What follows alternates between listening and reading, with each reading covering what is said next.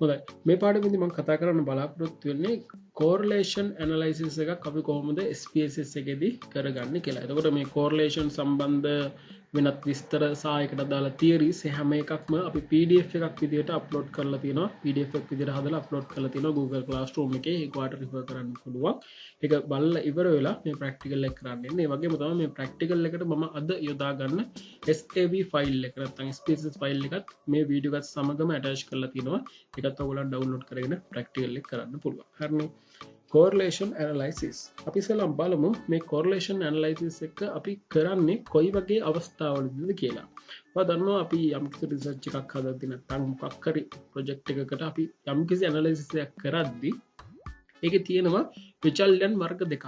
ස්වායක්ත විචල්‍ය සහ පරායක්ත විචල්‍ය කියලා කොටස් දෙකක් තියෙනවා. එතකොට මෙන්න මේ ස්වායක්ත විචල්‍ය සහ පරායක්ත විචල්‍ය නැත්නම් independent variable සහ dependent variable අතර තියෙන සම්බන්ධතාවය හොයන්න තමයි අපි මේ ඇනලයිසිස් යොදා ගන්න. එතකොට අපි යොදා ගන්න විවිධ ඇනලයිසිස් වර්ග තියෙනවා. ඔයගොල්ලන් දන්නවා ඇති සාමාන්‍යයෙන් අපි රිසර්ච් එකම ගත්තාම ඔයගොල්ලන් දැකලා ඇති එක එක නම් වලින් තියෙනවා level of කියලා තියෙනවා impact of කියලා තියෙනවා relationship of කියලා. ඒ විදිහට තමයි පටන් ගන්නෙ මේ තියෙන variables අතර තියෙන සම්බන්ධතාවය පෙන්වන්න. මේ ඇනලයිසිස් එක පෙන්වන්නේ මේ විදිහට තමයි මේ රිසර්චර්ස් වල නම් පටන් ගන්න. එතකොට මේ එක එක තැන් වලට අපි යොදා ගන්න විවිධ ක්‍රම තියෙනවා. දැන් level of කියලා ගත්තොත් එහෙම එතනදී අපි යොදා ගන්න mean එක. ඊළඟට impact කියලා ගත්තොත් අපි එතෙන් ගන්නේ regression analysis. ඊළඟට relationship කියලා කොහේ හරි තැනක තිබුණොත් ඒකට අපි ගන්නේ අපි මේ කතා කරන්න යන correlation කියන analysis එක. එතකොට මේකද ඔයා දැනගන්න ඕනේ. මතක තියාගන්න ඕනේ එකම දේ තමයි මේ ස්වායක්ත විචල්‍ය සහ පරායක්ත විචල්‍ය නැත්නම් independent variable සහ dependent variable අතර තියෙන relationship එක හොයන්න තමයි අපි correlation analysis එක යොදා ගන්න. ඒ වගේම මේ correlation analysis කරද්දී අපි පොඩි දෙයක් දැනගන්න ඕනේ තමයි මේ correlation analysis එක කරන්න නම් මේ දෙක අතර තියෙන නැත්නම් මේ විචල්‍යන් දෙක අතර තියෙන relationship එක linear වෙන්න ඕනි කියලා කියනවා. linear වෙන්න ඕනි කියලා අපි උපකල්පනයක් තියෙනවා. එතකොට මේ linear වෙන අවස්ථාවලදී අපිට Pearson correlation කියලා අගයක් ලබා ගන්න පුළුවන් මේ correlation analysis එකට. නමුත් යම් වෙලාවකදී relationship එක linear නැති වුණොත් non linear relationship එකක් වුණොත් ඒ වගේ අවස්ථාවකදී අපිට Spearman කියලා යම්කිසි අගයක් තියෙනවා ලබා ගන්න. අපි ඒක මේ ප්‍රැක්ටිකල් එක කරගෙන යද්දී බලමු ඒක කොහොමද වෙනස් වෙන්නේ කියලා. දැනට ඒ අදහස පොඩ්ඩක් ඔළුවේ තියාගන්න. හරිනේ. එතකොට මම දැන් කිව්වනේ මේක linear වෙන්න ඕනේ කියලා. correlation කරනවා නම් මේක linear වෙන්න ඕනේ. linear වෙනවද නැද්ද කියලා අපි දැනගන්නේ කොහොමද නේද? ඉස්සෙල්ලාම අපි ඒක දැනගෙන ඉන්න ඕනේ. එහෙනම් මේ correlation analysis එක කරන්න කලින් ප්‍රථමයෙන්ම අපි කරන්න ඕන දෙයක් තියෙනවා. මේක linearද non linearද කියන එක හොයාගන්න ඕනේ. ඒකට අපි යොදාගන්නේ scatter plot එකක්. scatter plot එකක් කරා අපිට හොයාගන්න පුළුවන් අපේ මේ තියෙන දත්තයන්. මේ විචල්යන් දෙක linear විදිහටද තියෙන්නේ non linear විදිහටද තියෙන්නේ කියලා. එතකොට ඔය scatter plot වලින් අපි ඒක linearද non linearද විදිහට හොයාගන්න ක්‍රමය මම කලින් සඳහන් කළ PDF එකේ පැහැදිලිව සඳහන් වෙලා තියෙනවා. ඔයාලට මේ පිළිබඳව අවබෝධයක් නැත්නම් එතනට ගිහිල්ලා ඒ PDF එක රිෆර් කරලා නැවත මෙතෙන්ට ඇවිල්ලා ඔයාගේ ප්‍රැක්ටිකල් එක කරන්න පුළුවන්. හරිද? හරි. මම එනනම් ඉස්සෙල්ලාම scatter plot එක හදා ගන්න. ඔයා දන්නවා graphs වල තමයි scatter plot එක තියෙන්නේ. graphs වලට ගිහින් legacy dialogs වල scatter plot. ඒකේ simple scatter එකක් තමයි අපි තෝරගන්නේ. ඒක තෝරගෙන define කියන එක දෙන්න. ඊට පස්සේ තියෙන වැදගත්ම දේ y axis එක සහ x axis එක අපි තීරණය කරන්න ඕනේ. එතකොට මේක තීරණය කරද්දී ඔයාට දැනීම තියෙන්න ඕනේ මේ කියන විචල්යන් දෙකේ ස්වායක්ත විචල්‍ය මොකක්ද පරායක්ත විචල්‍ය මොකක්ද කියලා. ඒ කියන්නේ independent variable එක මොකක්ද dependent variable එක මොකක්ද කියලා. හරිද? හරි. එතකොට සාමාන්‍යයෙන් දන්නවා අපි සාමාන්‍යයෙන් graph එකක් හදිදුනත් x අක්ෂයට අපි දාන්නේ independent variable එක. ස්වායක්ත විචල්‍ය. එහෙනම් අපි student satisfaction කියන එක x එකට දා ගන්නවා. ඒ මත තමයි මේ exam එකේ productivity එක තීරණය වෙන්නේ. satisfy වුණොත් තමයි ළමයින්ගේ exam එකේ productivity වැඩි වෙන්නේ. එහෙනම් ඒක එන්න ඕනේ y අක්ෂයට. මේ විදිහට දාලා okay කරන්න. ඊට පස්සේ අපිට මෙන්න මේ විදිහට scatter plot එක එනවා. student satisfaction සහ exam productivity කියලා මේ විදිහට scatter plot එක හැදිලා තියෙනවා. දැන් මේක අපි linearද කියලා දැනගන්න නම් මේක double click කරලා අපි fit line එක ඇඳ ගන්න ඕනේ. fit line එක ඇඳ ගන්න අපි මෙන්න මෙතනින් double click කරලා chart edit එක ආවට පස්සේ මෙතන තියෙනවා add fit line at total කියලා. ඒක ක්ලික් කරන්න. ඊට පස්සේ අපිට fit line එක බලා ගන්න පුළුවන්. මේක linear විදිහට තියෙනවා නම් අපිට මෙන්න මේ විදිහට කෙලින් ඉරක් අපිට බලා ගන්න පුළුවන්. එතකොට මේ linear එකෙත් එක වර්ග තියෙනවා. ඔයාට ඒ වර්ග ටික පැහැදිලිව දැන් ඔයා PDF එක බලලා තියෙනවා. ඔයාට ඒක පැහැදිලි ඇති. linear වලත් මේ strong weak ඒ විදිහට අපිට කොටස් වලට කඩන්න පුළුවන්. නමුත් කොහොම නමුත් මේක linear relationship එකක් කියලා අපිට මෙතනින් හඳුනා ගන්න පුළුවන්. එහෙනම් ප්‍රශ්නයක් නැහැ. මේක close කරලා ඔය විදිහට තියෙනවා. දැන් අපිට පුළුවන් analysis වල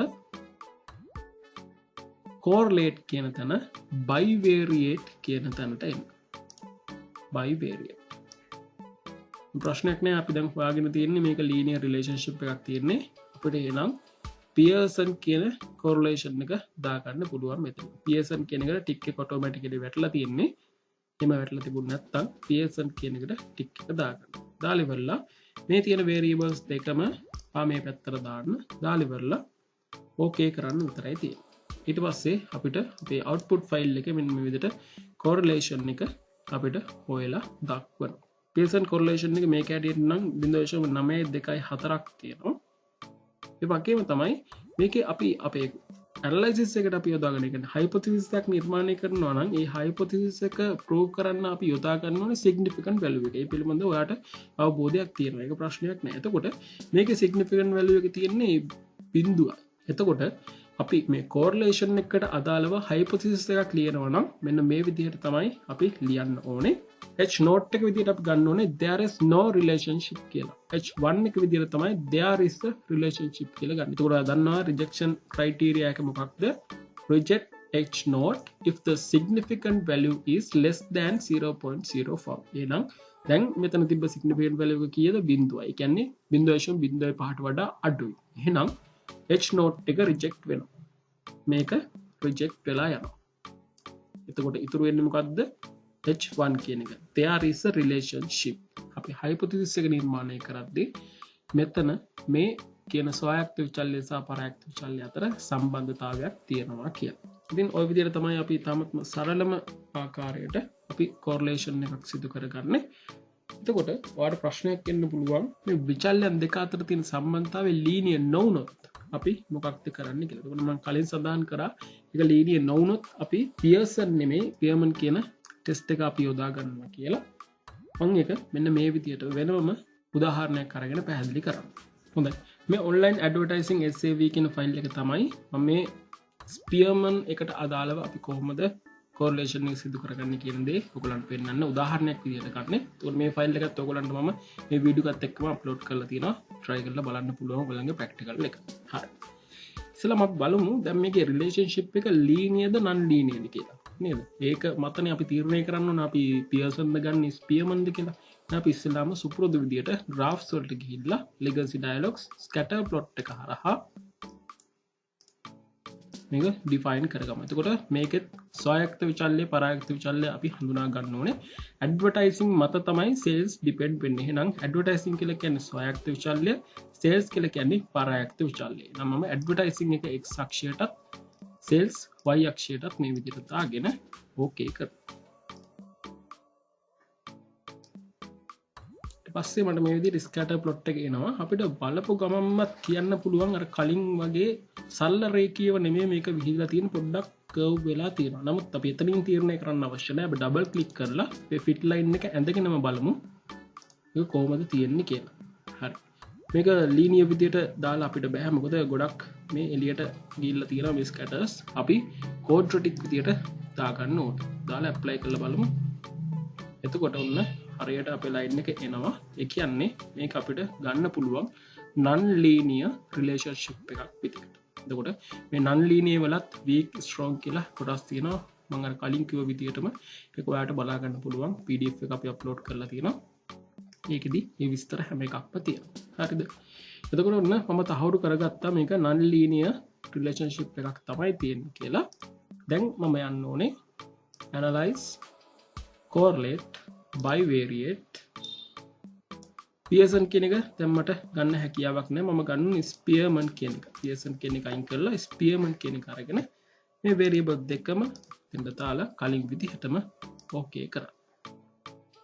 ඊට පස්සේ ඔයාලට සුපුරුදු විදිහටම correlation coefficient එක සහ significant value එක එනවා. එතකොට මේදිත් අර විදිහම තමයි hypothesis එක කිසිම වෙනසක් වෙන්නේ නැහැ. h naught එක no relationship විදිහට h1 relationship එකක් තියෙනවා විදිහටත් තමයි සැකසෙන්නේ. එතකොට 0.05ට වඩා මේක අඩු නිසා මේ අගය significant value එක h naught reject වෙනවා. ඒ කියන්නේ relationship එකක් තියෙනවා කියලා අපිට අර්ථකථනය කරන්න පුළුවන්.